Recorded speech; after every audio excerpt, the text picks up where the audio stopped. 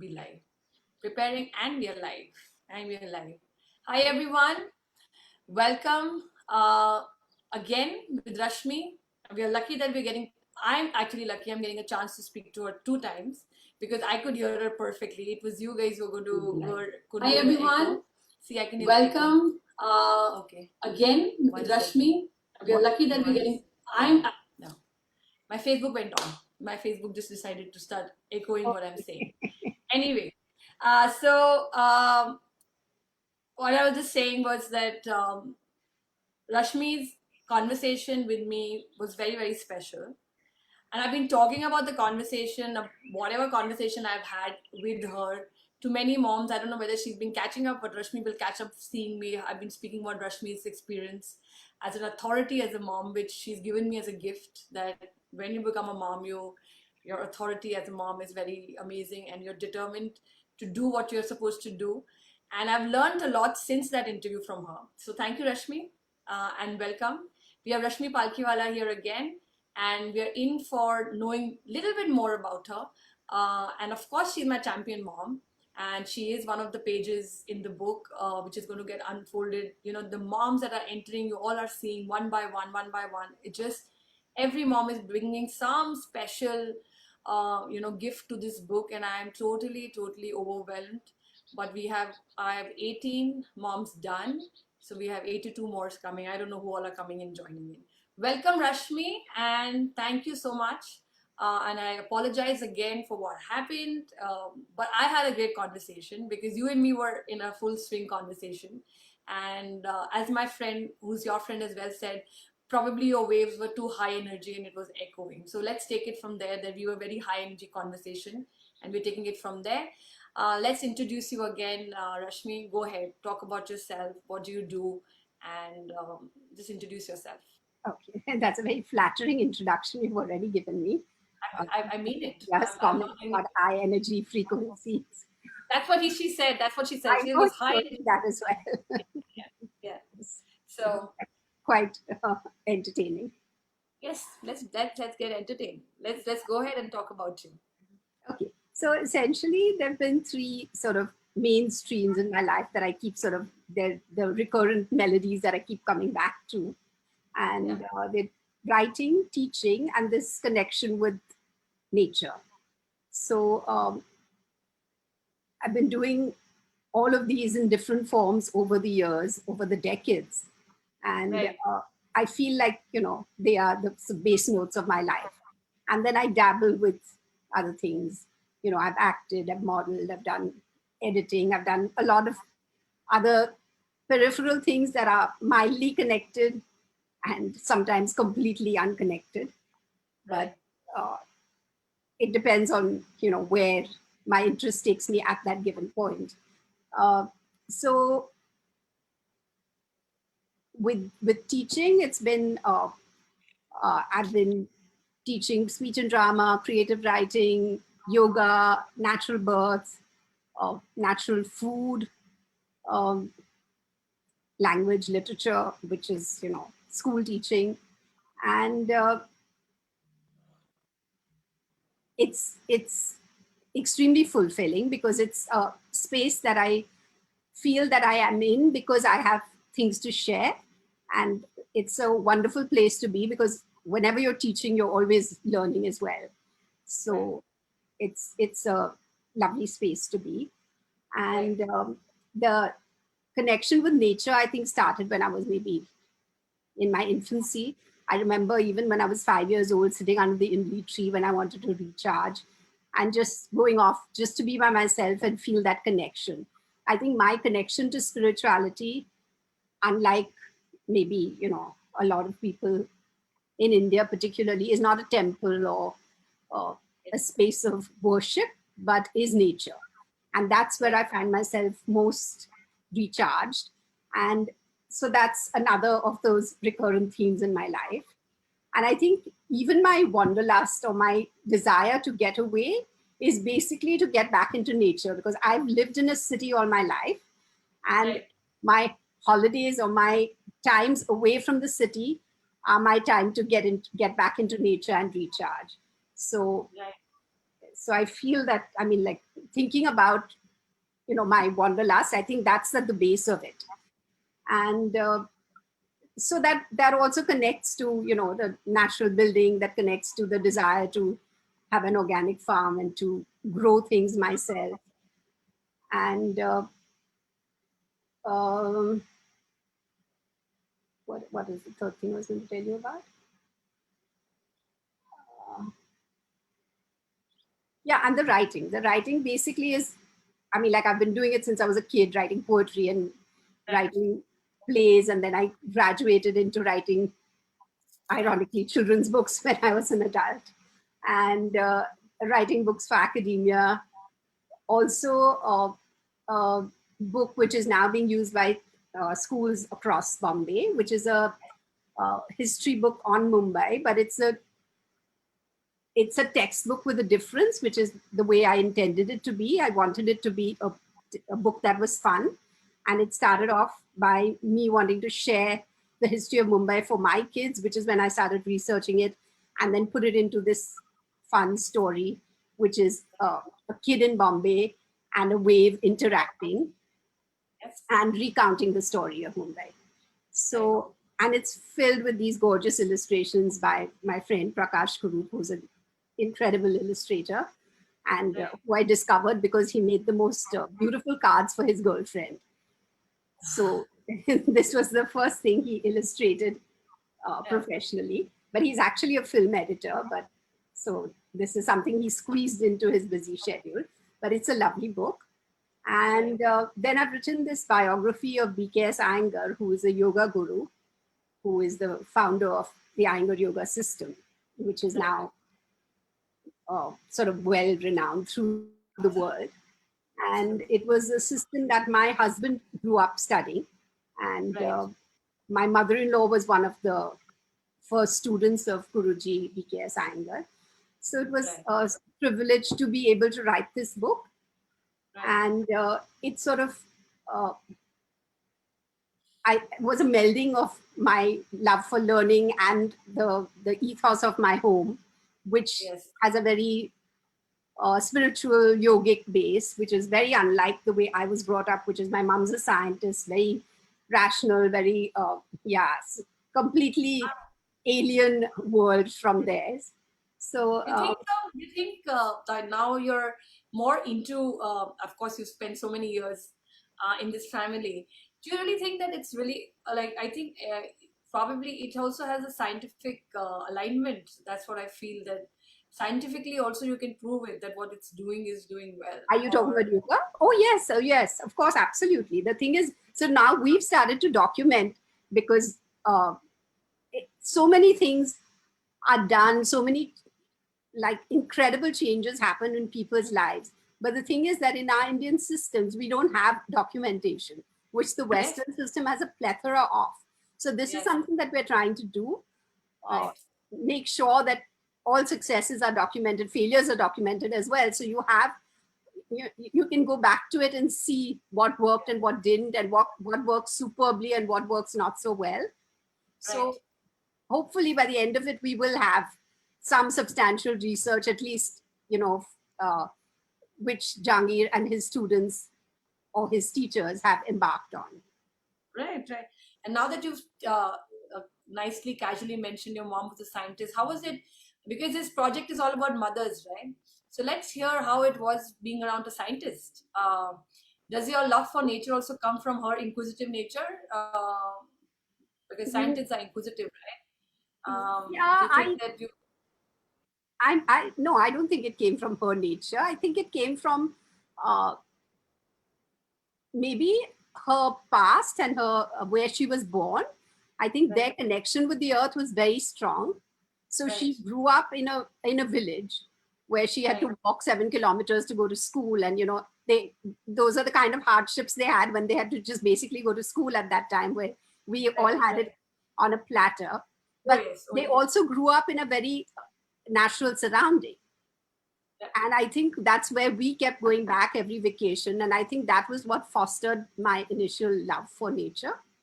And right. I think it just sort of also So how being was it born being in around Kerala. a mom?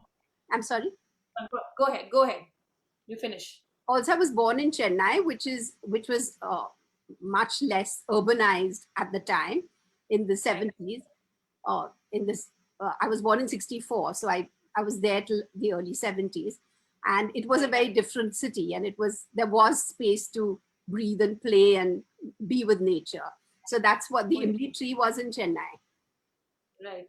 No, I was asking also that because this is a project for mothers, and now I'm getting mothers who are grandmothers joining in, and who were very successful as mothers, and now as grandmothers they're joining in, and they've had some incredible stories. They're going to just get unfolded slowly, slowly in interviews.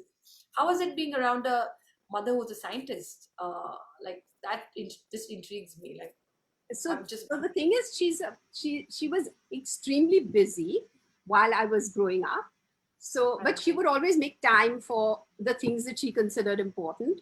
She'd right, make sure that she cooked for us. She'd make sure that she came home to breastfeed me when I was a kid, and she was doing her PhD. And then when she went on to having a full-time job, she still made sure she cooked before she went, and then after she came back we had the buzz. Like, yeah, she there was nothing that we missed like that. So yeah, she was quite an incredible mom, like balancing both those worlds. And the thing is, I think it's unfair to only give her the credit, because I think my dad was an incredible dad as well, because right, he pitched in, and despite his work, he would be cooking. When my friends came, they remembered his dosas more than they remembered my mom's, because I suppose yeah. for them it was unusual to have their fathers go into the kitchen at all. Oh yes, But oh yes, my dad was had no qualms about you know taking over the kitchen, cooking, doing anything that a woman was supposed to do in the house. And I right. think being brought up that way gave me a feeling of liberation, a feeling of you can do anything, and there are no real gender roles, and there are no Oh yes, circumscribed limits that anybody has because of who they're right. born as. Right. And then, like, yeah, like your mom's time to be a PhD in itself is a very, very incredible thing, you know. Yeah. In India at that time when she did PhD, and for your dad to support her like this was a very incredible thing. And I've been raised by a very strong father as well. And my father used to wash clothes, while we were taking a bath and we were young and everything. So for me as well, like I've grown up and I totally understand what you're saying, but still my I mean your mother is, I think, even ahead of where my dad would be. And in that, like my dad generation doing a PhD, I think she should be in the book as well. If she's a I'll put you on to her. You can put her in the book as well. like she should be in the book. And that's what I'm talking about, because this book is all about showing up. And no wonder like when I spoke to you, and now I know, like no wonder you said that. I don't feel, I never felt that there was a pressure, or I was feeling that, and I always felt very confident.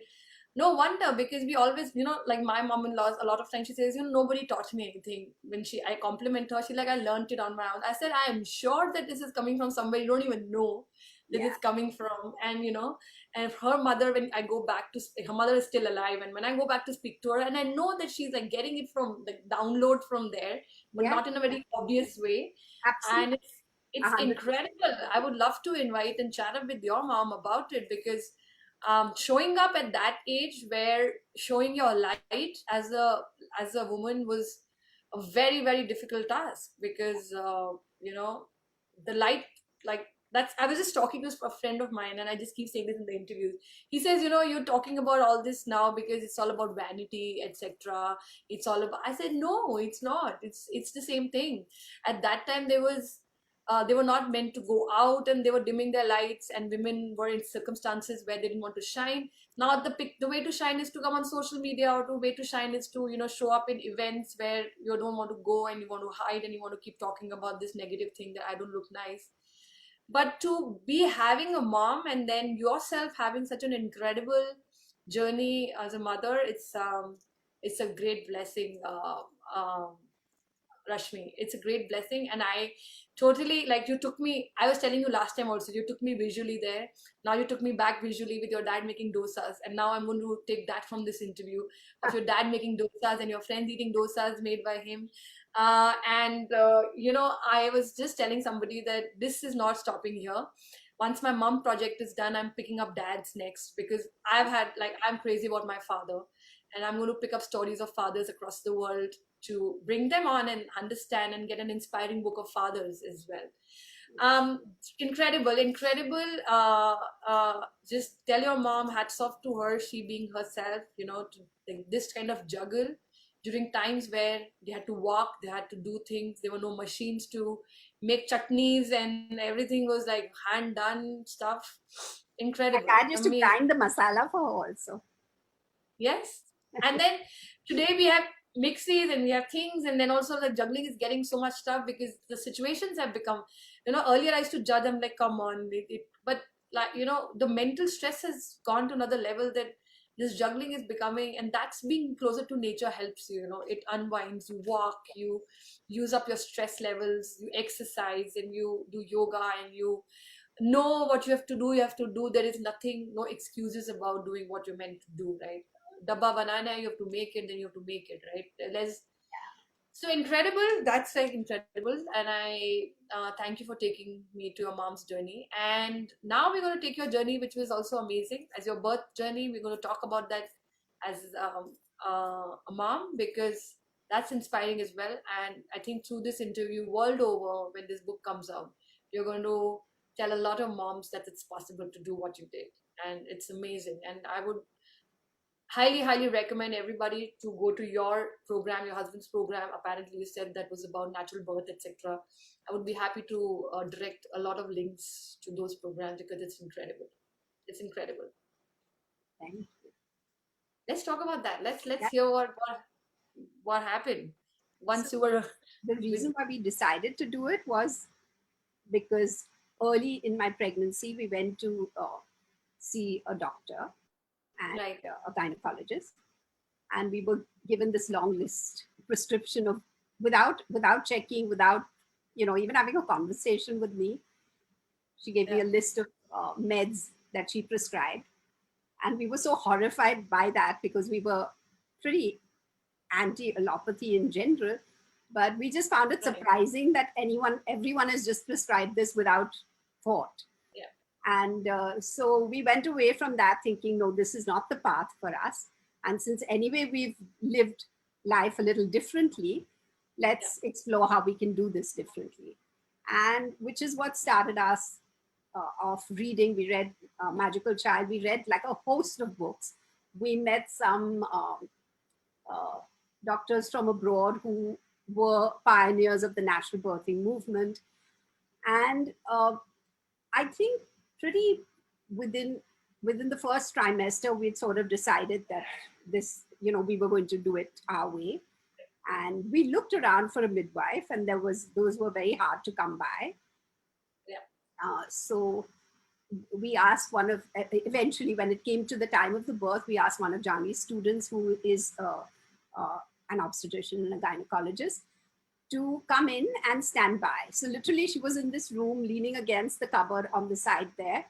And we told her that, if things start to go terribly wrong, just shout out to us, and then, we'll try to course correct. But if everything's going fine, you can just relax on the cupboard there. So it was a long labor. So it was more than 24 hours. So obviously she came at the nth moment, as doctors do. But through it all, supporting me were my family. My mom-in-law, my father-in-law was massaging my back. My husband was there all through, doing, acupressure points, making me do yoga in between, and kept walking into the uh, shower and having a warm shower to sort of rejuvenate myself.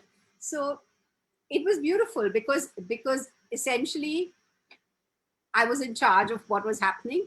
I was in sync with my body, and I was following whatever dictates my body was asking me to follow. I was Right. not, oh, you're not allowed hot water, which is what they say in hospital. They'll pump you with drugs, but they say, no, you're not allowed hot water because it's too dangerous.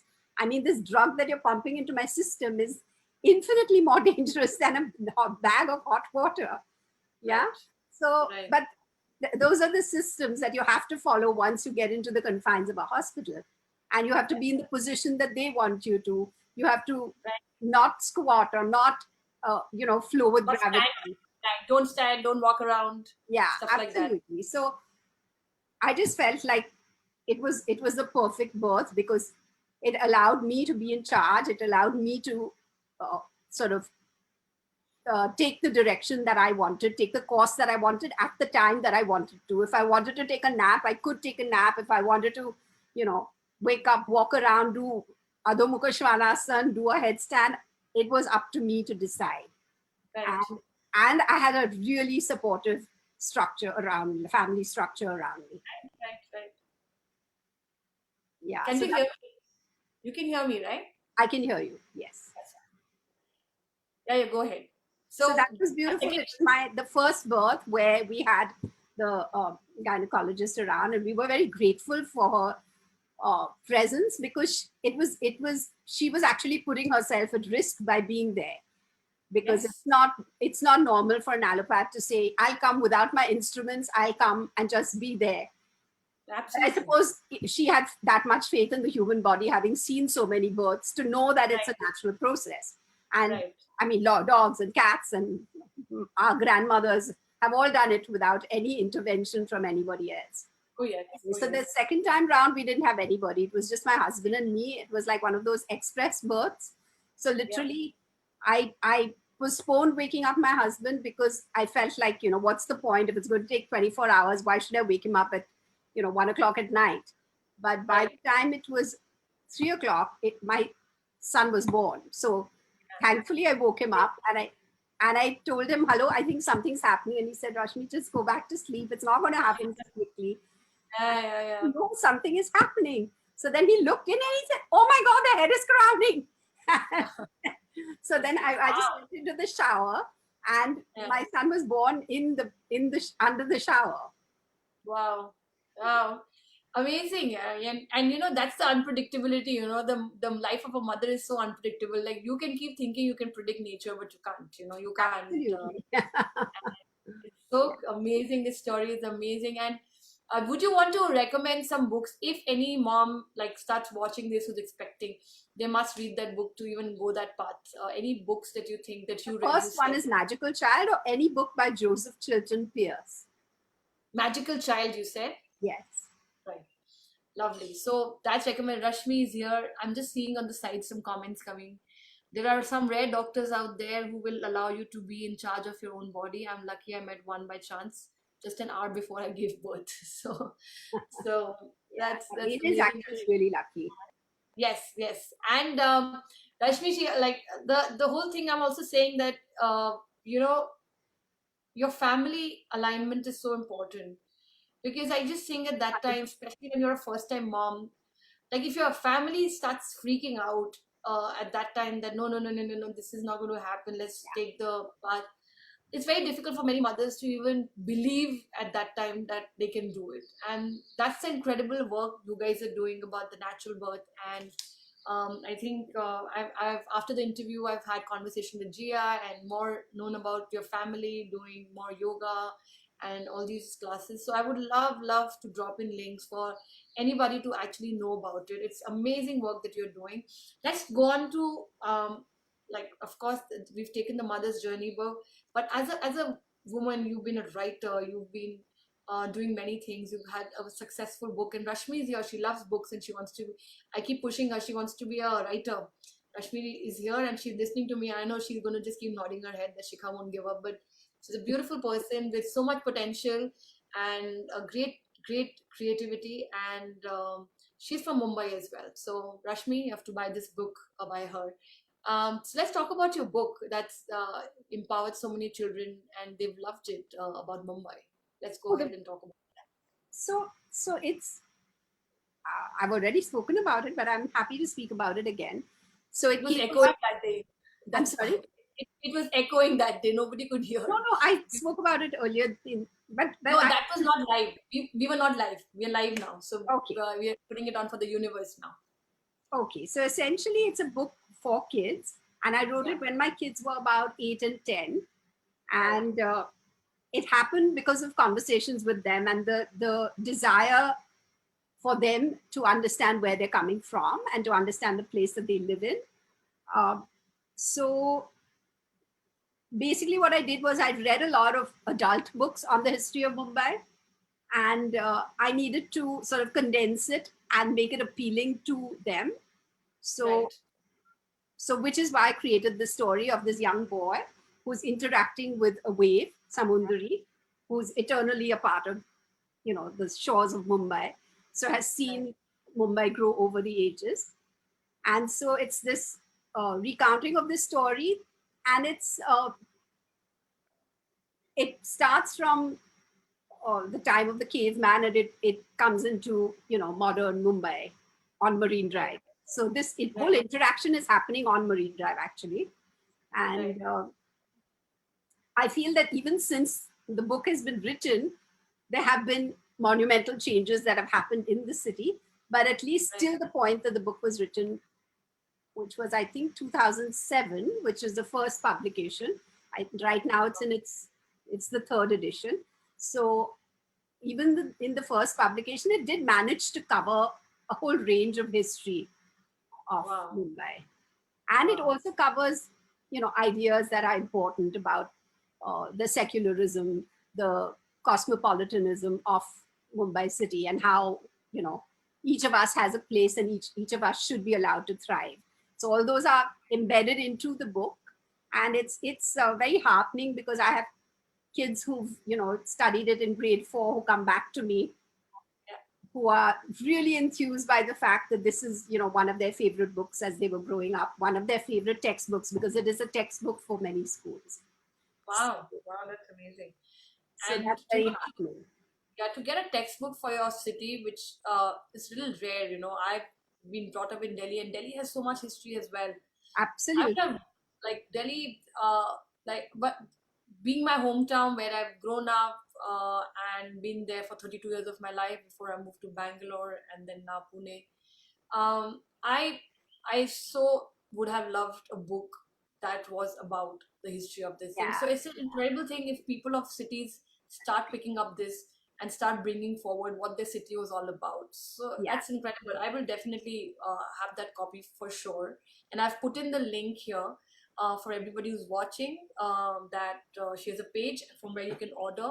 We'll try to put the link as well for her page after Yeah. the Or conversation. you can just send me an email. If you've put it, Yes. the email address, then that's actually a I good. haven't put it, but I will put the email address as well. But she's like, you can send a messenger to her. Is that okay if they send a Yeah, messenger 100%. Yes. request to you?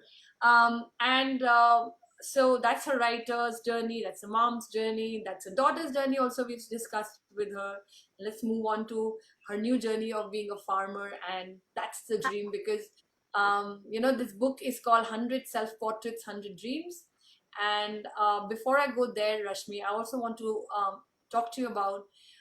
I think this whole new view of the self portrait, of discovering yourself through photography, will happen, and even you will take this journey because this book will need to have a portrait that's done by you and your story. Like it's just not going to be a portrait of you or a selfie of you. It's going to be a story of you. What do you feel about that? How do you feel that discovery? Where would you want to take this path the next 100 days when the book is out? And what do you see? Um, do you think there would be a problem? Do you think it'll be very easy for you to do it? Because you've been saying that you've always felt very amazing in front of the camera, which is not a very common thing once you become a mom, with many mothers that I'm talking across. So they're very excited to try and see what happens to them. What do you feel is going to happen across So this for journey? me, I think the sharing of stories is a really important thing because I think that's how all of us get our inspiration. That's how all of us manifest change in their lives because we are inspired by stories. And I think Right, that cataloging of stories is really important. For me, that right, the selfie thing is a nice addendum. It's yes. something that helps you visualize the person. So like it's not something I'm either really excited by or not excited by. It's just something that comes with the story, makes the story more real and true. But the So I stories want to are just the things that are no, beautiful. I just want to tell you that before we go forward, my question was, this is not selfies because that's what I'm saying everywhere in the world. This is going to be more self-portrait. It's going to be, and Yes. that's why I'm sensitizing the world. that it's going to be discovery of yourself. The only medium rather than painting you're using photographs, you know, how do you want to place yourself, what do you feel when you're alone with the camera, how do you feel, you know. And that's what's happening is that to a lot of us a very strange thing happens, that we and the camera, and then we, like when we sit, the camera and the art is, earlier it used to be painting, like self-portrait used to be your own painting, now it's camera that I'm using. And then what happens is, Rashmi, it happens to me also as a photographer, in spite of the fact that I'm absolutely have an authority of taking great pictures when I'm looking back, not at the camera. And me and my camera sitting together, and I'm just like, now what? Like, what about me? You know, what about me? Like, and it happens to everyone. And I just wonder that why can't we just like just take a picture and know exactly what we want to do with ourselves. It's that moment that this gadget comes to us, and even if we had to take it for ourselves, you know, something that we want to do, because self-portrait in earlier days when painting used to be there was a very very intense activity, you know. It used to be, you know, painting your own self, figuring out what are you feeling and how do you want to portray yourself there, versus which was taken over by selfies. And selfies all about that one angle, then one smile, and then you're just doing it to show that I'm gorgeous. And self-portrait is actually a journey, because it's about the feeling, who you are, describing yourself, finding yourself. And sometimes something clicks, you know, when you're discovering this whole thing, that who am I. And if I had this one chance of portraying myself in that one page, without, because if somebody else clicks the thing, they're again using their view of viewing you, you know. And I always say that. And you know, Gia, you know Gia, and she's my student, and I always tell her, if I was standing and Gia was standing and taking your pictures, we would, same place, same, we will take totally two different pictures. You know, we will take because our view comes in between of taking. And that's why I'm encouraging mothers to start defining in this one picture who they are, and that's the journey. So I'm just putting it out so that more and more people come to know what is this journey about. And that's why I was asking your opinion, that what do you think happens and when you and your camera is sitting and you're just sitting and you're wondering, now what? Does that happen to you? Does, like, have you ever tried to figure out I don't, now yeah, what? I don't think it's ever been such a thought out process. But I suppose if you're saying it has to be a representation of who you are, then it will Yes, have to be a thought out process. yes, And it yes. can't be a selfie as your, Yeah, it won't be a yeah. selfie. So it has It to won't. be something that reflects your personality, is what you're saying. Oh yeah. And I see you now, because if your stage is right now is with like you're such a nature person and you're so aligned with nature. So when I'm talking as a photographer, for me that visual of your book comes in your farm, your dream, being around that. I don't know what you find and what you define. I'm really looking forward to every mother, because I've started getting the stories. They're like, Shikha, these are two stories of myself. Now what do you think? Like, what do you think, how can we take that? So I am going to empower everybody technically. Of course spiritually all these mothers are aligned, but Yeah. technically how to take it so that they can tell their stories through their lens and through what they wanted to you know, shoot, and put the timers on and figure it out what happens. So it would be awesome to see you in your farm, because that's the next question about your dream, which is your dream. And you said because of COVID you couldn't go. And so what's the dream, So Rashmi? my What's the dream of the farm right now is in a very nascent state. And right, so basically it's a piece of land, and right, which barely has a fence and which has a few trees growing, but it has some water harvesting pits. So it's not a particularly beautiful place at the moment, but it's a long right, term vision. And maybe in the next decade or so, I see it developing into something beautiful, and right, a space which is self sustaining, a space which sustains other people as well. So right. helps people get well, helps people come back to themselves, helps people reconnect with nature, all of that. It'll be a space where hopefully people can do yoga as well, and they can eat healthy, and all the other things that come with that lifestyle. But right now, it's just a dream, which I keep trying to articulate because I'm trying to make sure that it manifests. It will. So I'm going to do it on your behalf in this book as well. I'm going to make sure that it yeah, you manifests said that. You said whatever you. you can make sure it happens. So yes. It will happen. It's my 20 years of my work coming together, Rashmi. I don't know what I was doing for 20 years. I was meant to do this because every part of this movement, from designing, because I worked in printing units, I have worked in events and hosted big poetry events. I have been a photographer for 20 years, and now everything is becoming this. All the knowledge that I had from there is coming together into this thing, and I will manifest it on your behalf. At least 100 mom definitely would know your dream because they are part of the book. But I know it doesn't stop at 100. Every 100 will get more 100, and I don't know where this Yeah. goes. But I must tell you, to encourage you, a little story that a few years back I was visiting Udaipur, and I went for a poetry reading there, and I was taken to this very Hindi poetry reading place, and I used to write in Guru Hindi. Shikshantar. No. It was just some event. Forgetting. I think so much is happening. I keep forgetting. But I had gone for a poetry reading there. They were part of my group, and there was some Rajasthani poets which were there, and we actually read on streets. Went and did a poetry reading on streets, and we were trying to figure out that where poetry's roots are in different cities. And then she suddenly invited me to say that you have to go to this place, and I'm again forgetting her name. I always remembered it. Last 2 days, I wanted to tell you on this interview.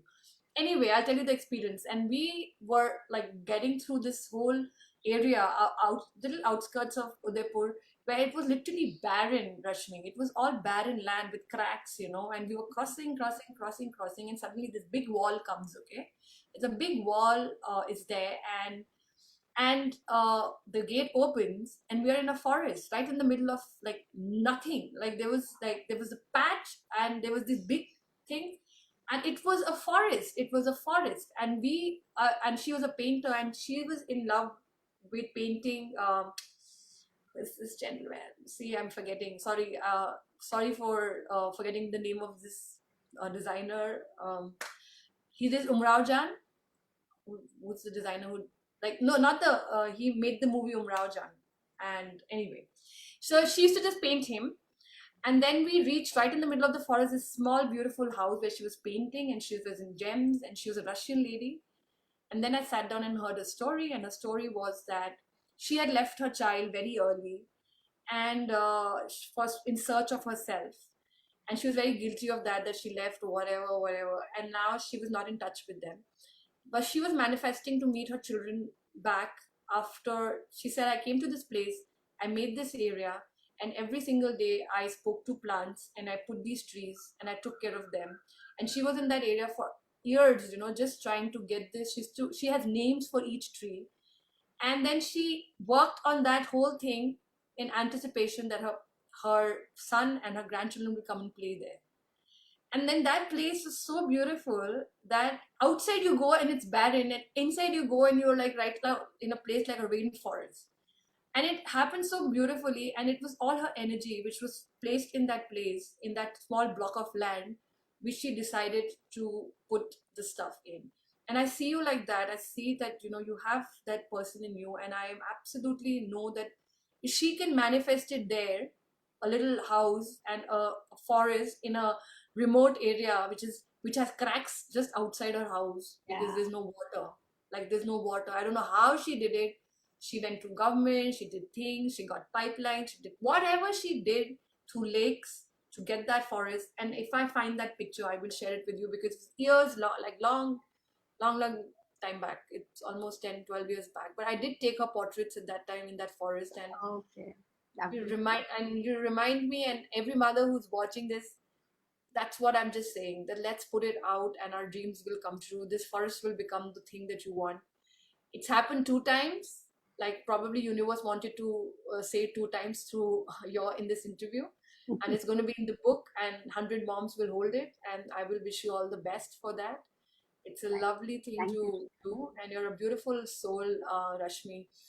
And I, like, now you've given me your mom as a gift, the visual of your mom, and I'm going to go back and see, wow, I mean, scientists working, balancing, and the era you're talking about, she's a star. She's a star, and please pass my message to her that she's totally a star. Yeah. Even if I've not met her, to just hear her inspiring story. I would love to invite her to be part of the book and know her story from her side. So thank you, Rashmi. I know that we're talking, and we will put your links there. And this interview was beautiful. And Thank you. No, welcome. I think what you're doing is really remarkable because I think what you're trying to do is empower women across the world. Yes. And by telling the stories of a few that you've picked, but still it will reverberate across and it will make a difference. So I think all these That's communities where women share their stories are really, really important because I think right. we do too little of that. Right. Yes, the intention is that. The intention is that. And this time I'm only talking about moms because they are not being talked about enough. And they're not celebrated, they don't celebrate themselves enough, and that's why this book needed to come as a friend to them, because all of you are going to become friends even if you don't know them. I know that this book is going to be lying there, and they will keep going back to it slowly to know that, oh, like maybe I can do a forest, and maybe I can do a photography, or I can do something else. But there are 100 shades of mom in this book, and I absolutely see this book very clearly. And very soon we will start showing the pictures, making of the pictures, what's happening, and release it on 8th of November. That's the date it looks 100 days, 100 interviews should be over. So Yeah. Yeah. thank you, Rashmi, for being part of it. And I'm going to put your book link, and we are going to I'm definitely going to have a copy of it. And thank you so much, and I shall see you soon. I'm going to go off live, and Thank you. Thanks, Shika. Thanks, everyone out there watching. yeah, let's stop.